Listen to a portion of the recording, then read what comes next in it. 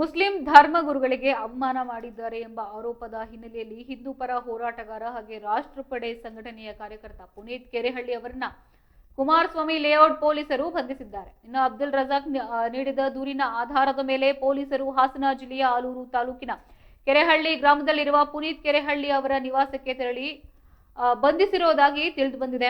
ಬಂಧನದ ಬಳಿಕ ಪ್ರತಿಕ್ರಿಯಿಸಿದ ಪುನೀತ್ ಕೆರೆಹಳ್ಳಿ ತಮಗೆ ಜೀವ ಬೆದರಿಕೆ ಇದ್ದ ಹಿನ್ನೆಲೆಯಲ್ಲಿ ತಾವೇ ಮೊದಲು ದೂರನ್ನ ನೀಡಿದ್ರು ಕೂಡ ಆರೋಪಿಯನ್ನ ಬಂಧಿಸದೆ ತಮ್ಮನ್ನೇ ಬಂಧಿಸಲಾಗಿದೆ ಎಂದು ಆರೋಪಿಸಿದ್ದಾರೆ. ತಮ್ಮ ವಿರುದ್ಧ ಷಡ್ಯಂತ್ರವನ್ನ ನಡೆಸಲಾಗಿದ್ದು ಅಧಿಕಾರ ದುರ್ಬಳಕೆ ನಡೀತಾ ಇದೆ ಎಂದು ಅಸಮಾಧಾನವನ್ನ ಕೂಡ ವ್ಯಕ್ತಪಡಿಸಿದ್ದಾರೆ. ಈ ಸಂಬಂಧ ಕುಮಾರಸ್ವಾಮಿ ಲೇಔಟ್ ಪೊಲೀಸ್ ಠಾಣೆಯಲ್ಲಿ ಪ್ರಕರಣ ದಾಖಲಾಗಿದ್ದು ಪೊಲೀಸರು ಮುಂದಿನ ತನಿಖೆಯನ್ನ ಕೈಗೊಂಡಿದ್ದಾರೆ.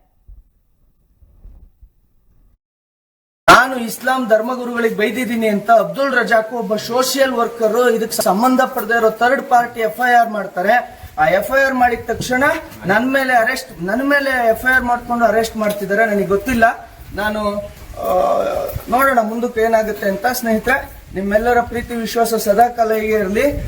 ಈ ಸುಳ್ಳು ಆರೋಪ ಏನು ಅಬ್ದುಲ್ ರಜಾಕ್ ಮಾಡಿದಾನೆ, ಇದೊಂದು ಬಹಳ ದೊಡ್ಡ ಷಡ್ಯಂತ್ರ. ಕಾಂಗ್ರೆಸ್ ಸರ್ಕಾರಕ್ಕೆ ನಾನು ಬಹಳ ದೊಡ್ಡ ಈ ವಿಚಾರದಲ್ಲಿ ನಾನು ಮತ್ತೆ ಹೇಳ್ತಾ ಇದ್ದೀನಿ, ಸರ್ಕಾರಕ್ಕೆ ಈ ರೀತಿಯಾಗಿ ಅಧಿಕಾರವನ್ನ ದುರ್ಬಳಕೆ ಮಾಡಿಕೊಂಡು ಸುಳ್ಳು ಆರೋಪ ಮಾಡಿ ಒಬ್ಬ ಹಿಂದೂ ಹೋರಾಟಗಾರನನ್ನ ಅರೆಸ್ಟ್ ಮಾಡೋದಿದೆಯಲ್ಲ, ಇದನ್ನ ನಾನು ನೋಡ್ಕೊಳ್ತೀನಿ. ಬನ್ನಿ